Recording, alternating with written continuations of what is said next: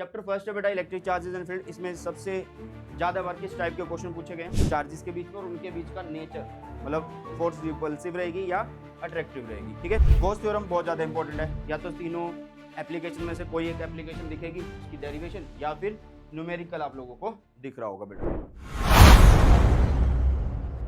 Class 12 physics का जो exam होगा 21 फरवरी को होने वाला है ना, और उसके लिए आप देख सकते हैं कि बहुत कम टाइम बचा हुआ है, क्योंकि आपका उससे पहले फिजिकल एजुकेशन का एग्जाम होगा। तो 17 को फिजिकल एजुकेशन है, 21 को आपका फिजिक्स का एग्जाम है। तो भाई 17 को अगर फिजिकल एजुकेशन, तो उससे 4-5 दिन पहले लग जाओगे। मतलब देखा जाए तो सिर्फ और सिर्फ 15 से या 16 दिन ये आप लोगों के पास बचे हुए हैं, है ना। और इन 15 से 16 दिन में आपको सिर्फ फिजिक्स नहीं पढ़नी है या कोई एक सिंगल सब्जेक्ट नहीं पढ़ना, आपको सारी चीजें पढ़नी है भाई साहब। फिजिक्स भी होगी, केमिस्ट्री भी होगी, मैथ्स या बायो भी होगी, या किसी के पास पूरा पीसीएम भी होगा। तो इतने कम टाइम में हम अब फिजिक्स को किस तरीके से फोड़ सकते हैं, उसके ऊपर मैं ये वीडियो लेके आया बेटा। मतलब अगर आप जीरो पे हो, आप चाहते हैं बहुत अच्छे नंबर लाना, या जो भी बच्चे 50% 75% पे हैं, उन सबके लिए वीडियो रहने वाली है, क्योंकि इसमें मैं आप लोगों को मोस्ट इंपॉर्टेंट क्वेश्चंस बताऊंगा। और ये ऐसे क्वेश्चन है जो सीबीएसई ने पिछले 10 साल में सबसे ज्यादा बार पूछे हैं, और बहुत ज्यादा चांसेस हैं कि ये अब की बार भी पूछे जाने वाले हैं। पेपर इन्हीं में से ही बनने वाला है। तो बहुत अच्छी वीडियो रहेगी। आगे बढ़ते हैं, और आगे बढ़ने से पहले बस मैं आप लोगों को यही बोलूंगा, अगर आप चैनल पर नए हो तो चैनल को एक बार फटाफट से सब्सक्राइब जरूर कर लेना। नोटिफिकेशन जो बेल होती है उसको प्रेस कर लेना, मतलब नोटिफिकेशन ऑन कर लेना, क्योंकि जब भी नया वीडियो आएगा उसका नोटिफिकेशन आप लोगों के पास पहुंच जाएगा। यहाँ पे स्ट्रेटजी के साथ साथ आपको पूरा कंटेंट करवाया भी जा रहा है। ओके, तो सबसे पहले आप लोगों के लिए एक बढ़िया गिफ्ट अनअकैडमी की तरफ से, वो आप लोग देख सकते हैं। एजुकेशन का महाकुंभ है बेटा जी। ये एजुकेशन का महाकुंभ क्या है? ये एजुकेशन का महाकुंभ है कि इसमें आपको फ्री बैचेस मिल रहे हैं। जो अनअकैडमी के जितने भी पेड बैचेस है वो सारे के सारे फ्री कर दिए गए हैं आपके बोर्ड एग्जाम तक। मतलब 31 मार्च तक जो है बेटा जी, आप सारे पेड बैचेस को क्या कर सकते हो, फ्री में एक्सेस कर सकते हो। और इनको एनरोल करने की डेट है 26 से 31 जनवरी। ओके, और आज 29 हो गई है, 30 और 31 3 दिन है आज का दिन लगा के।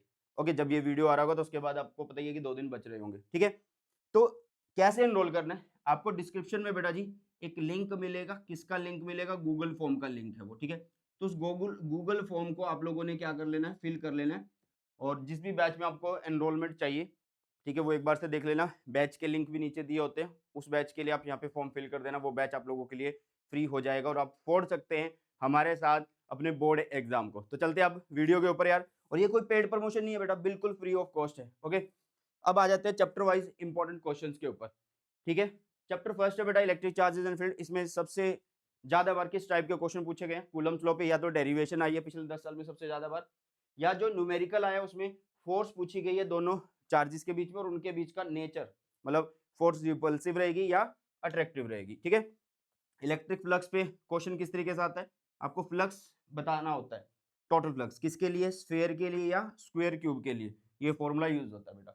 यहाँ पे आपको क्वेश्चन के साथ साथ इंपॉर्टेंट टॉपिक्स भी दिख रहे होंगे। ठीक है, electric field due to dipole है, इसमें न्यूमेरिकल बहुत ज्यादा बनते हैं और शॉर्ट डाइपोल के ऊपर सबसे ज्यादा बनते हैं। इलेक्ट्रिक फील्ड लाइन में किस तरीके का क्वेश्चन बनता है? इंटरसेक्शन की, इंटरसेक्ट क्यों नहीं करती है। आपको इलेक्ट्रिक फील्ड की डायरेक्शन कैसे फाइंड आउट करनी है, वो टेंजेंट ड्रॉ करके। ठीक है, क्यों जो है ये क्लोज लूप नहीं बनाती है, उसके ऊपर क्वेश्चन बहुत बार आया हुआ है। गॉस थ्योरम बहुत ज्यादा इंपॉर्टेंट है। या तो तीनों एप्लीकेशन में से कोई एक एप्लीकेशन दिखेगी, उसकी डेरिवेशन, या फिर न्यूमेरिकल आप लोगों को दिख रहा होगा बेटा जी। टॉर्क पे आ जाते हैं तो मैक्सिमम और मिनिमम टॉर्क पूछी जाती है कि टॉर्क कब मैक्सिमम होगी कब मिनिमम होगी। साथ में इसी के साथ अटैच्ड है पोटेंशियल एनर्जी ऑफ डाइपोल, जिसमें स्टेबल अनस्टेबल ये कंडीशंस जो होती हैं डाइपोल की, वो पूछी गई है पिछले 10 साल में बेटा जी। ठीक है, चैप्टर सेकंड की बात करें तो पोटेंशियल डिफरेंस पे किस तरीके का क्वेश्चन आता है? न्यूमेरिकल बनेगा। न्यूमेरिकल कैसा बनेगा भाई? वो तुमसे पूछ लेगा कि जो वर्क डन है वो पॉजिटिव है या नेगेटिव है। चार्ज को एक जगह से दूसरी जगह लाने में कितना वर्क डन हुआ है और वो पॉजिटिव है या नेगेटिव है। या वो तुमसे चार्ज को जब एक जगह से दूसरी जगह ला रहा है तो पोटेंशियल डिफरेंस की फॉर्म पूछ सकता है। बताओ पोटेंशियल डिफरेंस पॉजिटिव है या नेगेटिव है बेटा जी। ओके, साथ में बेटा जी इक्विपोटेंशियल सरफेस बहुत ज्यादा इंपॉर्टेंट टॉपिक है। इसके ऊपर क्वेश्चन कैसे बनते हैं कि डेफिनेशन छोटी सी, की भाई डेफिनेशन क्या, इक्विपोटेंशियल सरफेस क्या होता है। शेप आ जाती है, मतलब वो बोलेगा कि सिंगल पॉजिटिव चार्ज के लिए ड्रॉ कर दो या नेगेटिव के लिए, या दोनों के लिए, मतलब सेम भी हो सकते हैं चार्ज, या पॉजिटिव पॉजिटिव नेगेटिव नेगेटिव, या अलग अलग, मतलब डाइपोल का केस भी हो सकता है। या प्रॉपर्टी आ जाती है, और प्रॉपर्टी में सबसे ज्यादा फोकस किया जाता है वर्क क्यों जीरो होता है इक्विपोटेंशियल सरफेस पे, उसके ऊपर क्वेश्चन बनते हैं। Potential energy of A system of charges के ऊपर न्यूमेरिकल बनते हैं, और आप देखना प्रीवियस ईयर में सबसे ज्यादा न्यूमेरिकल ही बने हुए हैं, डेरिवेशन कम है। अगर डेरिवेशन आती है अच्छी बात है, बट आपको न्यूमेरिकल के क्वेश्चंस देखने हैं यहाँ पे। कैपेसिटर पे डेरिवेशन आएगी पैरेलल प्लेट कैपेसिटर की। सॉरी, 1 मिनट रुक जाइएगा, ये तो यहाँ पे खेला हो गया हमारे साथ, कोई बात नहीं, दूसरा पेन यूज कर लेते हैं, ठीक है। तो भाई कैपेसिटर है, उसके बाद उसकी डेरिवेशन पैरेलल प्लेट कैपेसिटर के लिए, ठीक है। अब पैरेलल प्लेट की अंदर अगर हम डाइलेक्ट्रिक स्लैब रख देंगे तो उसकी डेरिवेशन भी आती है बेटा।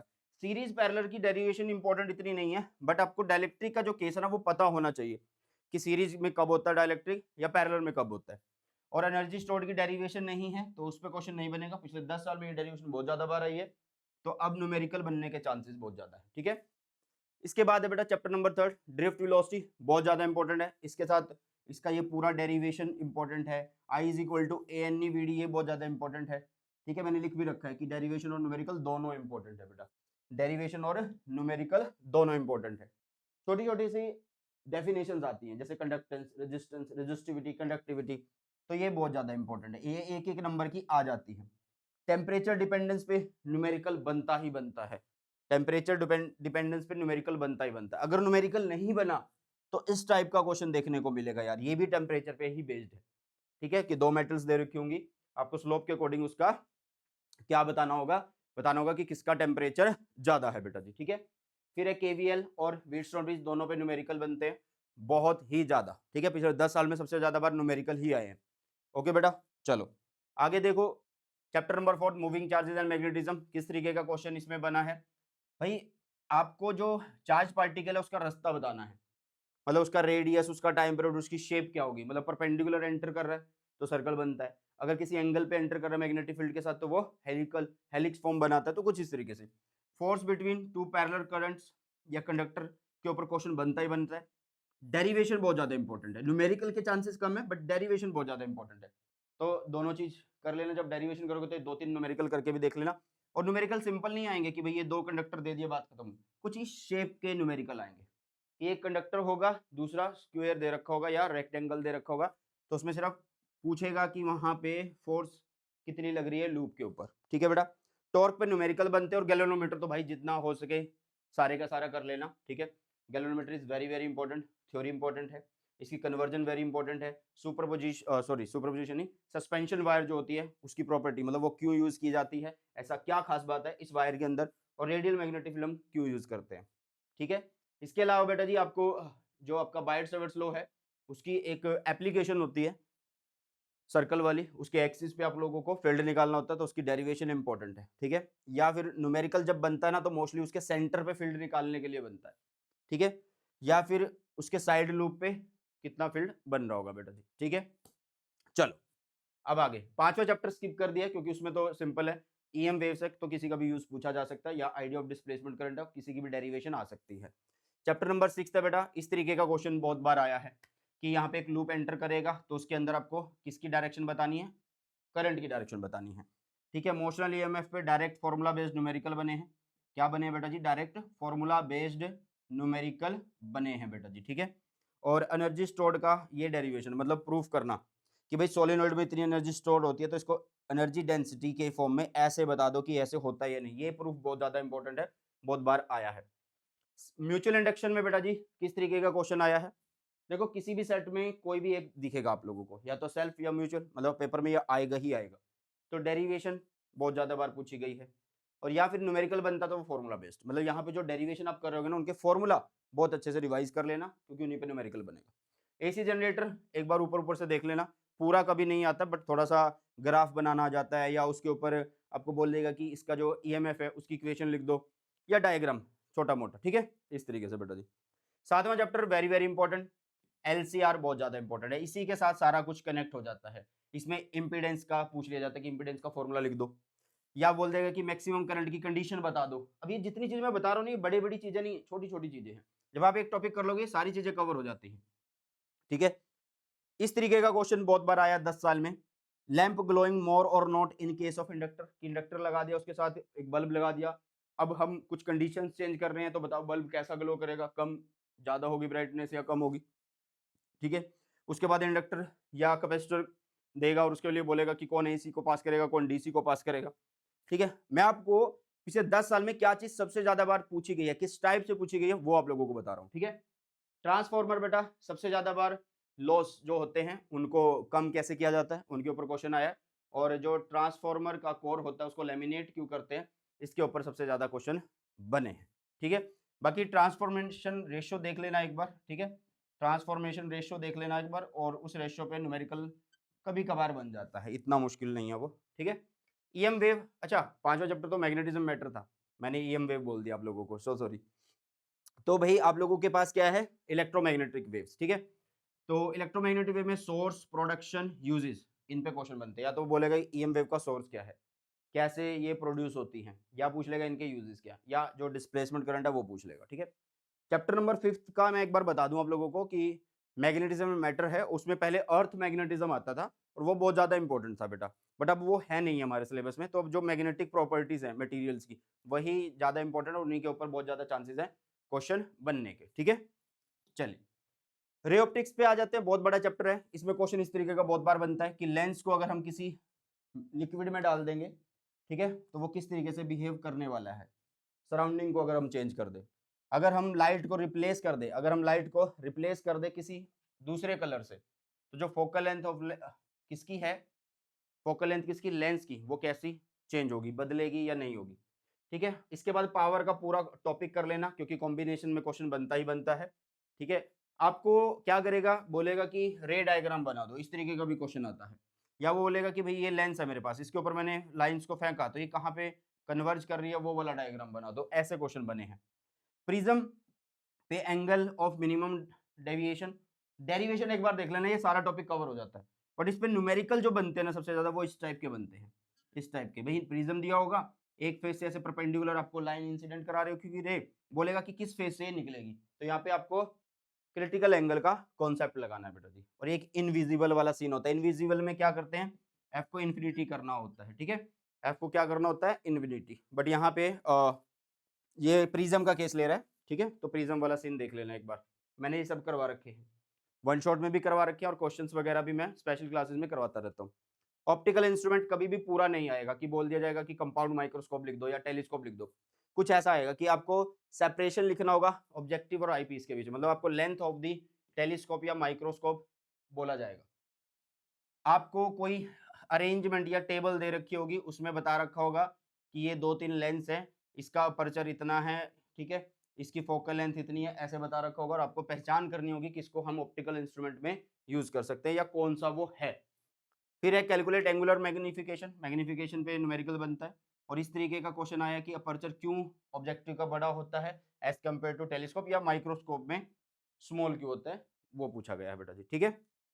चलो नेक्स्ट है वेव ऑप्टिक्स। वेव ऑप्टिक्स में हाइग्राम प्रिंसिपल बहुत ज्यादा इंपॉर्टेंट है, इसके दोनों रूल, रिफ्लेक्शन और रिफ्रैक्शन। बहुत सारे बच्चों को लगेगा कि सर आपने सारा कुछ बता दिया, बेटा मैं टाइप्स बता रहा हूँ कि जो जो टॉपिक्स है ना उनके ऊपर क्वेश्चन किस तरीके के बने हैं पिछले 10 साल में, ठीक है।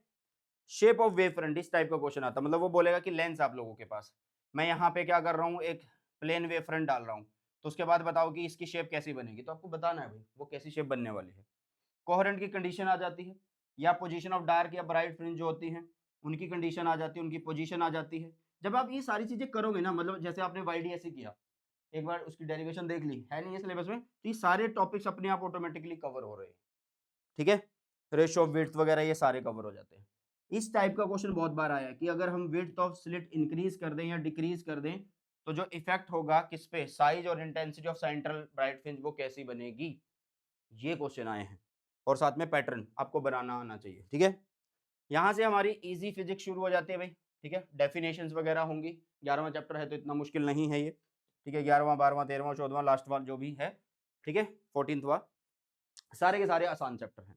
अब इसके बाद डेफिनेशन बहुत ज़्यादा इंपॉर्टेंट है, फोटो इलेक्ट्रिक इफेक्ट पूरा कर लेना, कोई भी ग्राफ बेस्ड क्वेश्चन आप लोगों को आ जाता है, किसकी ग्रेटर वेवलेंथ है, किसका ग्रेटर वर्क फंक्शन है, ये सारे ग्राफ पे बेस्ड क्वेश्चन होते हैं, ठीक है। और कल ही कराया मैंने ये सेशन। इसके अलावा रेशियो ऑफ काइनेटिक एनर्जी आ जाता है आप लोगों के पास, ठीक है। रेशियो ऑफ काइनेटिक एनर्जी निकालना होता है, साथ में मोमेंटम दे रखा होता है, और रेशियो ऑफ थ्रेशोल्ड वेवलेंथ ये आ जाता है, ठीक है। तो बेटा ये कुछ टाइप्स ऑफ क्वेश्चंस है जो आप लोगों को मिलते हैं चैप्टर नंबर 11 से। और 12th में डेरिवेशन बहुत ज़्यादा इंपॉर्टेंट है, मतलब जो आपका 12वां चैप्टर है इसमें डेरिवेशन बहुत ज्यादा इंपॉर्टेंट है, किसकी, बोहर्स मॉडल की, किसकी बेटा, बोहर्स मॉडल की, ठीक है, बोहर्स मॉडल की डेरिवेशन बहुत ज्यादा इंपॉर्टेंट है। रेडियस आ सकता है, टाइम पीरियड या वेलोसिटी। फॉर्मूला बेस्ड न्यूमेरिकल बनते हैं इसमें, न्यूमेरिकल सबसे ज्यादा किन पे बने हैं, प्रिंसिपल क्वांटम नंबर निकालना आ जाता है, क्या आ जाता है बेटा जी, प्रिंसिपल क्वांटम नंबर निकालना आ जाता है, maximum number of spectral line आ जाती है, ठीक है, कि कितनी लाइंस वो बन रही है, एन निकाल दो, या फिर आपको एनर्जी दे रखी होगी टोटल, उससे काइनेटिक एनर्जी निकालनी है या पोटेंशियल एनर्जी, तो ये एक रिलेशन है, ये रिलेशन बेस्ड क्वेश्चन जरूर आता है। बाकी ये है डी ब्रोगली जी का जो मतलब डी ब्रोगली जी ने जो एक्सप्लेनेशन की थी बोहर्स के सेकंड पोस्टुलेट की या बोहर्स पोस्टुलेट्स की, तो उस पे बेस्ड न्यूमेरिकल बनते हैं बेटा, ठीक है। 13th पे क्या होता है, डेंसिटी इंडिपेंडेंट का डेरिवेशन कभी कभार आ जाता है, और एनर्जी रिलीज के ऊपर न्यूमेरिकल बनते हैं, ठीक है। तो बाइंडिंग एनर्जी एक बार देख लेना भाई। न्यूक्लियर फिजन एंड फ्यूजन पे क्वेश्चन किस तरीके का बनता है, या तो डेफिनेशन आ जाती है दोनों की, या उन दोनों के बीच की रिएक्शंस दे रखी होती है, न्यूक्लियर फिजन की, फ्यूजन की अलग, तो उसको पूरा करना होता है, या डिफरेंस आ जाता है दोनों के बीच का। लास्ट में है nuclear force, nuclear force is what, आपको न्यूक्लियर फोर्स दे रखी होगी, उसका ग्राफ दे रखा होगा, उसकी सारी कैरेक्टरिस्टिक्स आपको बतानी होगी, एक्सप्लेन करनी होगी बेटा जी, या ग्राफ बनाना होगा। तो ऐसे आप लोगों को पता होना चाहिए कि भाई कब नेचर रिपल्सिव है फोर्स का, कब अट्रैक्टिव है, पोटेंशियल एनर्जी कब घट रही है, कब बढ़ रही है, वो सारा इस ग्राफ से आपको आना चाहिए। लास्ट चैप्टर आपका आपके सिलेबस का 14 सेमीकंडक्टर डिवाइसेस। सेमीकंडक्टर कौन कौन से भाई, अगर हम इंट्रिंसिक और एक्सट्रिंसिक को देखेंगे तो उनके बीच का डिफरेंस आया हुआ है पिछले 10 साल में सबसे ज्यादा बार, ये एक्सट्रिंसिक को कर रहे हैं तो उनके एन और पी टाइप का डिफरेंस सबसे ज्यादा बार आया हुआ है। और पीएन जंक्शन तो बहुत ज्यादा इंपॉर्टेंट है भाई, उसमें वो तुम्हें पीएन जंक्शन बनाने के प्रोसेस पूछेगा, कौन कौन से प्रोसेस हैं, तुम बोलोगे ड्रिफ्ट एंड डिफ्यूजन प्रोसेस है, तो उनकी एक्सप्लेनेशन भी आ सकती है। डिप्लीशन लेयर कब इंक्रीज होती है, कब डिक्रीज होती है, फॉरवर्ड बाइसिंग में कैसे डिक्रीज होती है, रिवर्स बाइसिंग में कैसे, सॉरी फॉरवर्ड बाइसिंग में डिक्रीज और रिवर्स बाइसिंग में कैसे इंक्रीज होती है, उसके ऊपर एक्सप्लेनेशन आ जाती है। इसी के साथ अटैच्ड है पोटेंशियल बैरियर, साथ में फॉरवर्ड रिवर्स बाइसिंग क्या होती है, उसके ऊपर एक ग्राफ आता है, क्योंकि जब आप ये डिप्लीशन लेयर वाला कॉन्सेप्ट करोगे ना तो ग्राफ वाला ऑटोमेटिकली हो जाता है। और लास्ट वन इज रेक्टिफायर, जो कि बहुत ज्यादा इंपॉर्टेंट है, कोई भी आ सकता है, हाफ या फुल वेव, पूरा ही होता है, ठीक है बेटा। तो ये थी एक मोस्ट इंपॉर्टेंट वीडियो, जैसे कि मैंने आप सबको बताया कि अगर अगले 15 दिन आप इन क्वेश्चंस को भी कर लेते हो तो 101% आप बहुत अच्छे नंबर लेके आओगे, ठीक है। तो कैसी लगी वीडियो कमेंट सेक्शन में बताना, और एजुकेशन का जो महाकुंभ है उसके थ्रू बैचेस में एनरोल करना मत भूलना, ठीक है। तो लिंक डिस्क्रिप्शन बॉक्स में है, गूगल लिंक है, उसको भरो और अपना बैच में एनरोल हो जाओ। मिलके फोड़ेंगे बोर्ड एग्जाम 2025 को। चलिए तो मिलते हैं नई क्लास में, नई वीडियो में। वो टेक केयर, जय Hind, Vande Mataram. An Academy. Let's crack it.